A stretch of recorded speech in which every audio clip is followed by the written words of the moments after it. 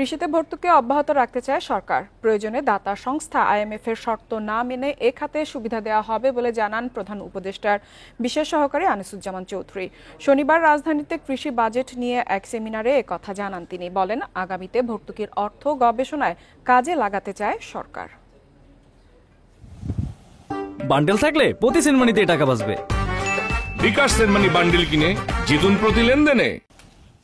দেশের অর্থনীতির একটি গুরুত্বপূর্ণ খাত কৃষি। খাদ্য নিরাপত্তা নিশ্চিতে একমাত্র অবলম্বন এই খাতটি। বর্তমানে দেশের জিডিপিতে যার অবদান প্রায় 12%। বাংলাদেশ কৃষি অর্থনীতিবিদ সমিতি বলছে, আগামী অর্থবছরের বাজেটে কৃষিতে বরাদ্দ হতে পারে 40,692 কোটি টাকা, যা আগের অর্থবছরে ছিল 38,259 কোটি টাকা। কৃষি অর্থনীতিবিদ সমিতির সেমিনারে বক্তারা বলেন, কৃষিপণ্য ও এ খাতের যন্ত্রপাতির দাম কমানো গেলে উপকৃত হবেন কৃষকরা। কিন্তু কৃষি পণ্যের দাম যদি কমে আর তার সাথে কৃষি উপকরণের দাম যদি না কমে, তাহলে কৃষক মরে যাবে।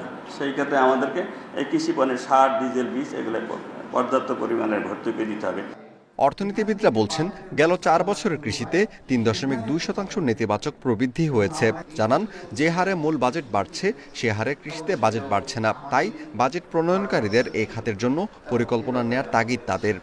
যে হারে মোট বাজেট বাড়ছে সেই হারে কৃষি বাজেট বাড়ছে না, এবং আমরা যদি আজকে খাদ্যে স্বয়ম্ভর হতে চাই এবং আগামী 2030 সালের মধ্যে খাদ্য এবং পুষ্টিতে স্বয়ম্ভর হতে চাই, তাহলে এটাকে রিভার্স করতে হবে। এদিকে কৃষিতে ভর্তুকি অব্যাহত রাখার কথা বলেন প্রধান উপদেষ্টার বিশেষ সহকারী। বলেন, দেশের শিল্পায়নের পাশাপাশি কৃষিতেও গুরুত্ব বাড়াতে হবে। IMF অনেক শর্ত দিচ্ছে সাবসিডি তোলার জন্য। আপনারা জানি খুশি হবেন, আমরা সরকার থেকে সিদ্ধান্ত নিয়েছি প্রয়োজন হলে আমরা IMF থেকে বেরিয়ে আসব। মূল বাজেটে কৃষি খাতে বরাদ্দ 10% এবং ভর্তুকিতে 5% করা গেলে এ খাত আগামীতে উঠে দাঁড়াতে পারবে বলে দাবি গবেষকদের।